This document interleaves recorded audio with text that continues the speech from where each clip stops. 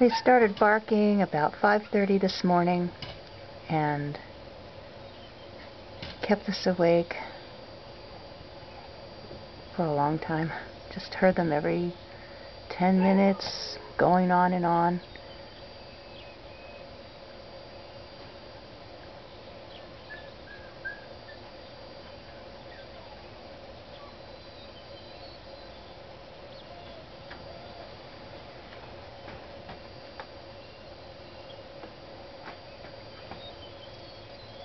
I don't know, maybe somebody did tell them to be quiet. I don't see the normal car there, so...